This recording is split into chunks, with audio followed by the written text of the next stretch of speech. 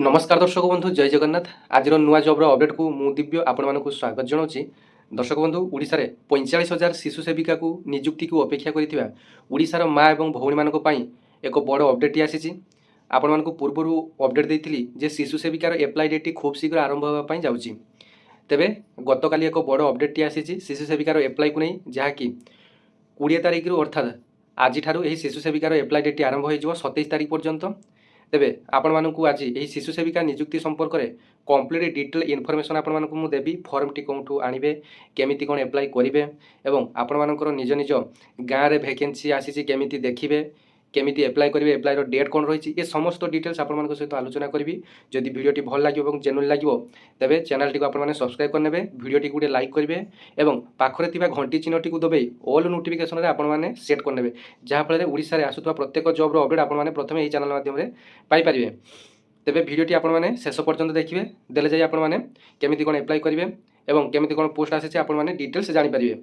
तेरे आसतु संपूर्ण भिडियोटी आरंभ करने। तो दर्शक बंधु यही शिशु सेविका नियुक्तिर डिटेल्स आपण माने मोबाइल डिस्प्ले देखिपार्चंती, जो थे ऑफिशियल लेटर मध्य गतकाली आसीची। एप्लाई केबेठारु स्टार्ट हेबो, एप्लाईर लास्ट डेट केबे रही, ये सब डिटेल्स आपण माने देखिपार्चंती। तेबे आपण मानकु डिटेल कंप्लीट इनफॉरमेशन देबी, जेमिति आपण मानकर एप्लाई करिया पई कोनोसी भी असुविधा न हो। ए ठू जेड आपण मानकु देबी, केमिति कोन आपण माने फॉर्म टी फिल अप करिवे, कोन कोन डॉक्यूमेंट आवश्यक, मासिक दरमा केते, आपण मानकर एप्लाई ऑफलाइन रे हेबो कि ऑनलाइन रे हेबो, केमिति आपण मानकर सिलेक्शन होई परिबो, ए सब डिटेल्स आपण मानकर मु आज वीडियो माध्यम रे कहबी। बस आपण माने शेष पर्यंत वीडियोटी को देखिबे। तेबे देखंतु एही नोटिफिकेशन टी आपण मानकर to the headmaster of government elementary school who are eligible for engagement of शिशु सेविका पई नियुक्ति आसीछि बोली प्रत्येक स्कूल रो हेडमास्टर को एही नोटिफिकेशन टी होईछि। सब्जेक्ट रे लिखा जायछि एंगेजमेंट ऑफ शिशु सेविका at school level as per the guidelines provided by SME department, school and mass education department रो एही लेटर टी आसीछि।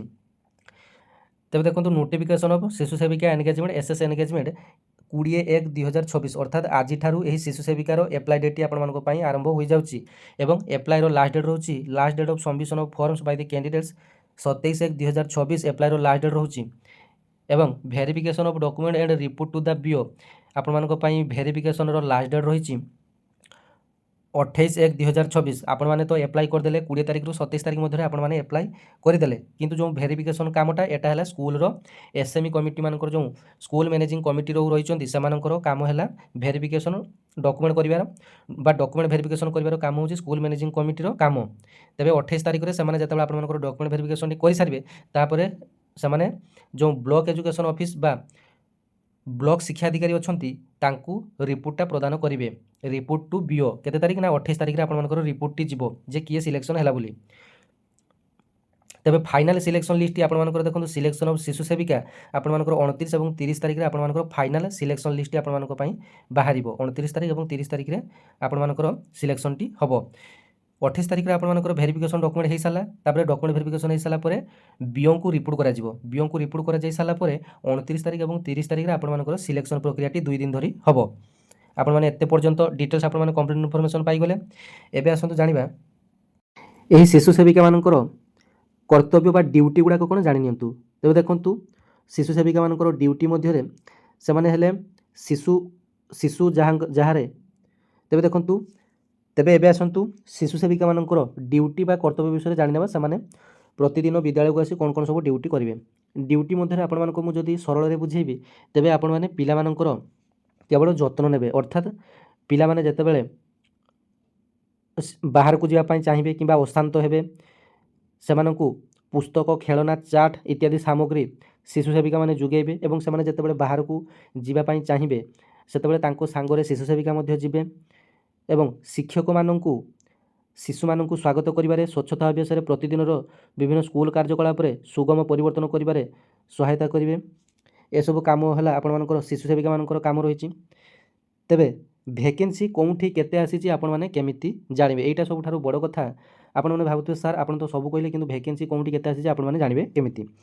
तेबे देखंतु एसबू वैकेंसी गुड़ाक आपण मानकर जो जो अंगनवाड़ी गुड़िक वर्तमान विद्यालय सहित मिशिछि, वर्तमान ओडिशा सरकार नुआ जातीय नीति शिक्षा नीति अनुसार प्रत्येक अंगनवाड़ी विद्यालय रे मिसिबो एवं किछि अंगनवाड़ी मध्य विद्यालय सहित वर्तमान मिसी नाही, किंतु जो गुड़ाक मिसी जाइछि अंगनवाड़ी सहित विद्यालय को एवं विद्यालय रे संपूर्ण भाव अंगनवाड़ी चली ତେବେ ସେହି ସବୁ ବିଦ୍ୟାଳୟରେ ନୂଆ କରି ଶିଶୁ ସେବିକା ନିଯୁକ୍ତି ହେବ ଏବଂ ଏହି ଶିଶୁ ସେବିକା ନିଯୁକ୍ତିଟି 45,000 ବଡ଼ ଭ୍ୟାକେନ୍ସି ଆପଣମାନଙ୍କ ପାଇଁ ଆସିଛି, ଯେଉଁଥିରେ ଆପଣମାନଙ୍କର ଶିକ୍ଷାଗତ ସର୍ବନିମ୍ନ ଯୋଗ୍ୟତା କିଛି ନାହିଁ, କେବଳ ପଞ୍ଚମ ଶ୍ରେଣୀ ପାସ୍ କରିଥିଲେ ଏବଂ ପଢ଼ା ଲେଖା ଶିଖିଥିଲେ ଆପଣମାନେ ଏଥିରେ ଆପ୍ଲାଏ କରିପାରିବେ ଏବଂ ବୟସ ହେଲା ଆପଣମାନଙ୍କର 18 ବର୍ଷରୁ 45 ବର୍ଷରେ କେବଳ ଓଡ଼ିଶାର ମା ଏବଂ ଭଉଣୀମାନେ କେବଳ ଏଥିରେ ଆପ୍ଲାଏ କରିପାରିବେ ଏବଂ মেল କ୍ୟାଣ୍ଡିଡେଟ୍ ବା ପୁରୁଷ ବ୍ୟକ୍ତି ଏଥିରେ ଆପ୍ଲାଏ କରିପାରିବେ ନାହିଁ। ତେବେ ଦେଖନ୍ତୁ ଏହାର ଫର୍ମଟି ଆପଣମାନେ କେଉଁଠୁ ପାଇବେ ଏବଂ ଆପ୍ଲାଏ କରିବା ପାଇଁ କ'ଣ କ'ଣ ଡକୁମେଣ୍ଟ ଆଗକୁ ଆପଣମାନଙ୍କୁ କହିବି, ଧୈର୍ଯ୍ୟର ସହକାରେ ଶୁଣିବେ। ତେବେ ଏହି ଶିଶୁ ସେବିକାର ଭ୍ୟାକେନ୍ସି ଜାଣିବା ପାଇଁ ଆପଣମାନେ ନିଜ ନିଜର ପାଖ ପ୍ରାଥମିକ ବିଦ୍ୟାଳୟକୁ ଯିବେ ଏବଂ ସେଠାରେ ସାର୍ମାନଙ୍କ ପାଖରୁ ଡିଟେଲ୍ସ ଆପଣମାନେ ଅପଡ଼େଟ୍ ପାଇପାରିବେ ଯେ ଆପଣମାନଙ୍କର ଭ୍ୟାକେନ୍ସି ଆସିଛି କି ନାହିଁ, ଭ୍ୟାକେନ୍ସି ଯଦି ଆସିଛି एप्लाई केवेठू स्टार्ट होउची ए डिटेल्स आपण माने पचारि नेबे।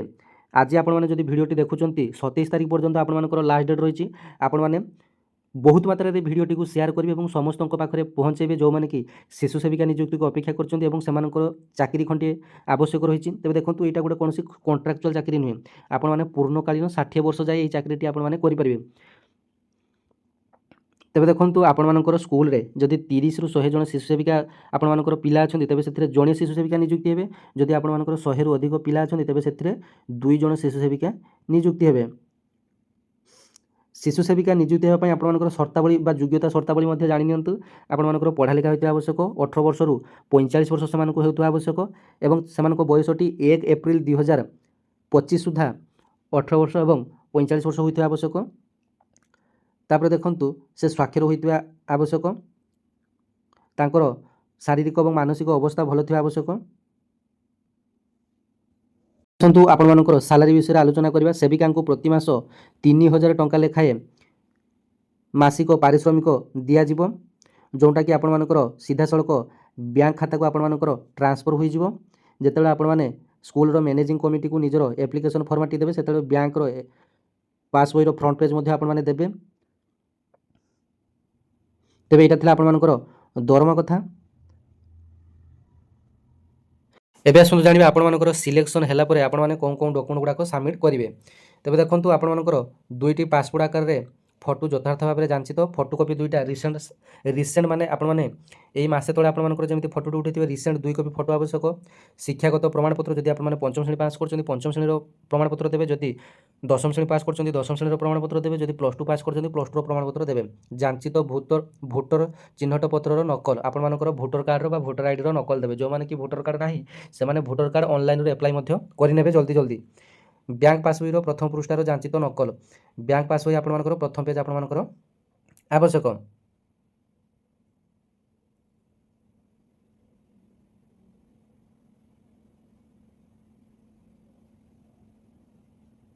एबे आसंतु जानि नेबा शिशु सेविका पई अयोग्यतार नियम बा को माने शिशु सेविका नियुक्ति पई अप्लाई करि परिबे नाही। तेबे देखंतु आपण मानकर जदि मिनिमम 18 वर्ष ରୁ कम होइतो आपण माने अप्लाई करि परिबे नाही, किबा 45 वर्ष ରୁ जदि अधिक होइतो आपण माने अप्लाई करि परिबे नाही। जदि आपनकर कोनोसी दीर्घ दिन संक्रामक रोग रे पीड़ित अछंती तेबे मध्ये आपनकर अप्लाई करि परिबे नाही। जदि आपनकर घरे कोनोसी लोक एसएमसी बा स्कूल मैनेजिंग कमिटी रो प्रेसिडेंट अछंती, मेंबर अछंती, local MLA MP zilla parishad समिति सभ्य सरपंच नायब सरपंच वार्ड मेंबर जदि एसब आपनकर परिवार रे केही अछंती तेबे आपण माने अप्लाई करि परिबे नाही। सरकारी कर्मचारी मानकर परिवार किंबा सदस्य बा किंबा तांकर निकट आत्मीय लोक जदि केही थिबे तेबे से व्यक्ति जनक शिशु सेविका भाव नियुक्ति होगाकू अयोग्य हेबे। एटा आपण माने अयोग्यता विषय आपण माने जानि पारले। एबे आसंतु जानिबा भैकेंसी कथा आपण मानकु कहिदेली। प्रत्येक विद्यालय रे भैकेंसी डिटेल्स आपण मानकर पाख विद्यालय को जाय आपण माने बुझि नेबे एवं यार फॉर्मटी आपण माने कोउठु आने। फॉर्मटी देखंतु आपण मानकर जो मानकर कि आवश्यक मते आपण माने मेसेज करिवे। मोर यूट्यूब चैनल को जीवे, से आपण मानकर टेलीग्राम चैनल रो लिंक अच्छी उड़ीसा जीडीएस दिव्य लिखिदेवे, टेलीग्राम रे सर्च करदेवे, मोर टेलीग्राम चैनल लिंक टी आसीजो। तापर आपण माने सेठारे कोन करिवे ना आपण माने जॉइन हेजिवे, नचेत कमेंट सेक्शन रे आपण माने कमेंट करिवे। मु टेलीग्राम चैनल लिंक टी दे देबी, आपण ओपन हेजिवे, सेठारे जॉइन हेजिवे। तापर मु आपण मानकु लिंक टी दे देबी एवं जो माने कि जानी पारु नाहंती केमिति यार एप्लिकेशन फॉर्मटी बा शिशु सेविकार फॉर्मटी आनिबे, से माने जनसेवा केंद्र को जीवे। जनसेवा केंद्र रे मध्ये एई फॉर्मटी उपलब्ध हेबो, नचेत आपण माने निकटस्थ विद्यालय रे मध्ये फॉर्मटी आपण माने पाइबे। प्रत्येक विद्यालय को एही शिशु सेविकार फॉर्मटी आपण मानकर आसी जायछि। एही शिशु सेविकार फॉर्मटी आपण माने विद्यालय रे मध्ये पाइ परिबे। ତେବେ ଦେଖନ୍ତୁ ଆପ୍ଲାଏ କରିବା ପାଇଁ ଆପଣମାନଙ୍କର ଡକୁମେଣ୍ଟ ମଧ୍ୟ ଆପଣମାନେ ଜାଣି ନିଅନ୍ତୁ। ଆପ୍ଲାଏ କରିବା ପାଇଁ ଆପଣମାନଙ୍କର ପାସପୋର୍ଟ ସାଇଜ୍ର ଗୋଟେ ଫଟୋକପି ଆବଶ୍ୟକ। ଆପଣମାନଙ୍କର ଶିକ୍ଷାଗତ ଯୋଗ୍ୟତା ଅର୍ଥାତ୍ ଆପଣମାନଙ୍କର ଯେତେ ଯାଏଁ ପଢ଼ିଛନ୍ତି, ଯଦି ଦଶମ ଶ୍ରେଣୀ ପଢ଼ିଥିବେ ଦଶମ ଶ୍ରେଣୀ ସାର୍ଟିଫିକେଟ୍ଟି ଆପଣମାନେ ଏଡ଼୍ କରିବେ। ଯଦି ଆପଣମାନେ ପ୍ଲସ୍ ଟୁ ପଢ଼ିଛନ୍ତି ପ୍ଲସ୍ ଟୁ ଏଡ଼୍ କରିବେ। ଯଦି ଅଷ୍ଟମ ପଞ୍ଚମ ଯାହା ପଢ଼ିଛନ୍ତି ଆପଣମାନେ ଶିକ୍ଷାଗତ ଯୋଗ୍ୟତା ଏଡ଼୍ କରିବେ। ତାପରେ ଆପଣମାନଙ୍କର ଭୋଟର ତାଲିକାର ଯେଉଁ ଭୋଟର ଲିଷ୍ଟ ଏଡ଼୍ କରିବେ। ତାପରେ ଆପଣମାନଙ୍କର ବ୍ୟାଙ୍କ ପାସବଇ ମଧ୍ୟ ଏସବୁ ଆପଣମାନଙ୍କର ଏଡ଼୍ କରିବେ। ଏବଂ ଯେଉଁମାନେ କି ବିକଳାଙ୍ଗ ପ୍ରମାଣପତ୍ର ଥିବ, ଯେଉଁମାନେ କି ଶାରୀରିକ ଭିନ୍ନକ୍ଷମ ଥିବେ ସେମାନେ ସେମାନଙ୍କର ବିକଳାଙ୍ଗ ପତ୍ର ଏଡ଼୍ କରିବେ। ଯେଉଁମାନେ କି ବିବାହ ବିଚ୍ଛେଦ ହୋଇଥିବ ସେମାନଙ୍କର ଡିଭୋର୍ସ ସାର୍ଟିଫିକେଟ୍ ମଧ୍ୟ ଇସ୍ୟୁ କରିପାରିବେ।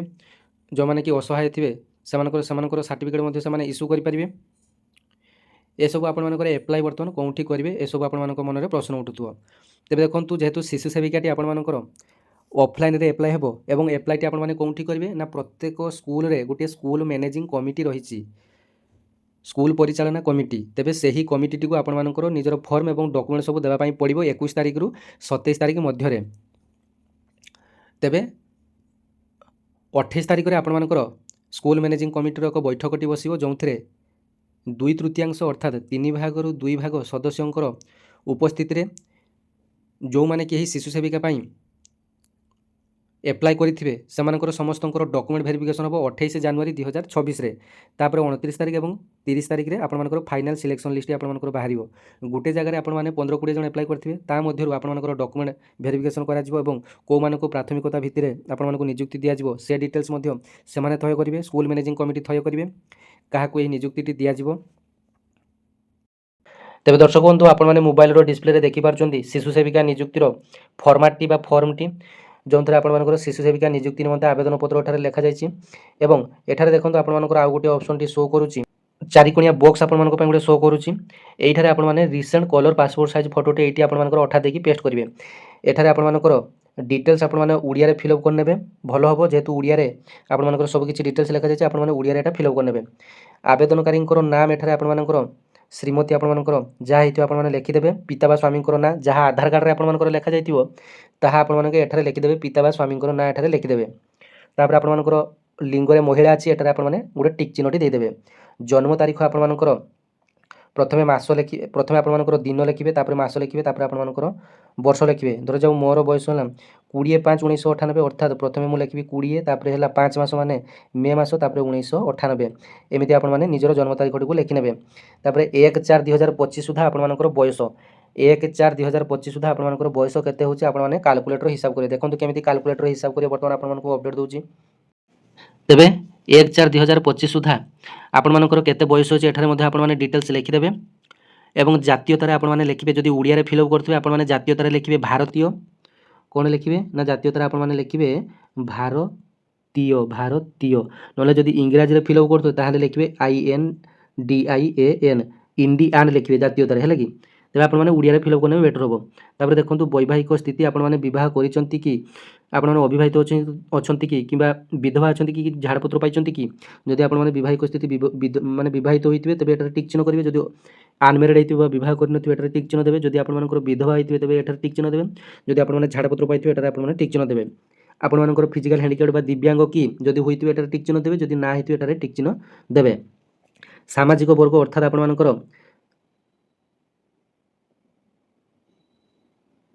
ସାମାଜିକ ବର୍ଗ ଅର୍ଥାତ୍ ଆପଣମାନଙ୍କର UR କିମ୍ବା SCBC କି ଆପଣମାନେ ଯଦି ହୋଇଥିବେ ଏଠାରେ ଟିକ୍ ଚିହ୍ନ କରିବେ। ଯଦି ଅନ୍ୟାନ୍ୟ ପଛୁଆ ବର୍ଗ ଆପଣମାନଙ୍କର OBC ଯଦି ହୋଇଥିବ বা SCBC ହେଇଥିବ ଏଠାରେ ଟିକ୍ ଚିହ୍ନ ଦେବେ। ଯେଉଁମାନଙ୍କର କି ସାଧାରଣ ବର୍ଗମାନେ କେବଳ UR ପିଲାମାନେ ଏଠାରେ ଟିକ୍ ଚିହ୍ନ କରିବେ ଏବଂ ଅନ୍ୟାନ୍ୟ ପଛୁଆ ବର୍ଗ ଯେଉଁମାନେ ହେଇଥିବେ SCBC OBC ସେମାନେ ଏଠାରେ ଟିକ୍ ଚିହ୍ନ କରିବେ। ଅନୁସୂଚିତ ଜାତି ଯଦି ହେଇଥିବେ SC ହେଇଥିବେ ଏଠାରେ ଟିକ୍ ଚିହ୍ନ ଦେବେ। ଅନୁସୂଚିତ ଜନଜାତି କହିଲେ ST ଯଦି ହୋଇଥିବେ ଏଠାରେ ଟିକ୍ ଚିହ୍ନ ଦେବେ। ଅଳ୍ପ ସଂଖ୍ୟକ ଯଦି ଯେଉଁମାନେ କି ମୁସଲିମ କିମ୍ବା ଅନ୍ୟାନ୍ୟ ଖ୍ରୀଷ୍ଟିଆନ ସମ୍ପ୍ରଦାୟର କିମ୍ବା ଯେକୌଣସି ମାଇନୋରିଟି କମ୍ୟୁନିଟିର ଲୋକମାନେ ଏଠାରେ ଟିକ୍ ଚିହ୍ନ ଦେବେ ଅଳ୍ପ ସଂଖ୍ୟକରେ। ଶିକ୍ଷାଗତ ଯୋଗ୍ୟତା ଆପଣମାନେ ପଞ୍ଚମ ଶ୍ରେଣୀ ପାସ୍ ହେଇଥିଲେ ଏଠି ପଞ୍ଚମ ପାସ୍ ଲେଖିବେ, ଯେଉଁମାନେ କି ଦଶମ ହେଇଥିବେ ଏଠି ଲେଖିବେ ଦଶମ ପାସ୍। ଏସବୁ ଆପଣମାନଙ୍କର ଡିଟେଲ୍ସ ଲେଖିନେବେ। ଏବେ ଆସନ୍ତୁ ଜାଣିବା ଆପଣମାନଙ୍କର ଆବେଦନର ଠିକଣା। ଆପଣମାନଙ୍କର ଏଠାରେ ଗାଁର ନାଁଟି ଲେଖିଦେବେ, ଏଥିରେ ଆପଣମାନଙ୍କର ପୋଷ୍ଟ ଅଫିସର ନାଁଟି ଲେଖିଦେବେ, ବ୍ଲକର ନାଁ ଏଠାରେ ଲେଖିବେ, ଜିଲ୍ଲାର ନାଁ ଏଠାରେ ଲେଖିବେ, ପିନ୍କୋଡ଼ଟି ଏଠାରେ ଆପଣମାନଙ୍କର ଦେବେ, ଗୋଟେ ଭ୍ୟାଲିଡ୍ ମୋବାଇଲ୍ ନମ୍ବରଟେ ଦେବେ ଯେଉଁଟାକି ଆପଣମାନଙ୍କର ଲାଗୁଥିବ। ତାପରେ ଏଠାରେ ଆପଣମାନଙ୍କର ଆଧାର ନମ୍ବରଟି ଲେଖିନେବେ, ଆପଣମାନଙ୍କର ଭୋଟର ନମ୍ବରଟି ଲେଖିନେବେ। ଏସବୁ ଆପଣମାନଙ୍କର ଇଂଲିଶରେ ଲେଖିଲେ ମଧ୍ୟ ଆପଣମାନଙ୍କର ଚଳିବ, କାରଣ ଏସବୁ ମୋବାଇଲ୍ ନମ୍ବର କି ଭୋଟର ନମ୍ବର ଏସବୁ ତ ଆପଣମାନେ ଓଡ଼ିଆରେ ଲେଖିପାରିବେ ନା, ଏସବୁ ଇଂଲିଶରେ ଲେଖିଲେ ମଧ୍ୟ ଆପଣମାନଙ୍କର ଚଳିବ। ଆଧାର ନମ୍ବର, ଭୋଟର ନମ୍ବର, ଶିଶୁ ସେବିକା ପାଇଁ ଆବେଦନ କରୁଥିବା ବିଦ୍ୟାଳୟର ନାମ, ଆପଣମାନେ କେଉଁ ବିଦ୍ୟାଳୟ ପାଇଁ आवेदन करछन्ते शिशु सेविकारे ए विद्यालयर नामटी मध्ये एठारे लिखिबे एवं देखंतु एठारे आपनमानकर आवेदनकारींकर दस्तखत एठारे आपनमानकर आवेदनकारींकर दस्तखतटी एठारे निजर इंग्लिश किंबा ओडिया रे जोंटा आपनमानकर दस्तखत जानिछन्ती आपण एठारे गोटे दस्तखत करिवे एवं आवश्यक प्रमाणपत्र देखंतु आपनमानकर कोन कोन आवश्यक प्रमाणपत्र दरकार होची जानि नियंतु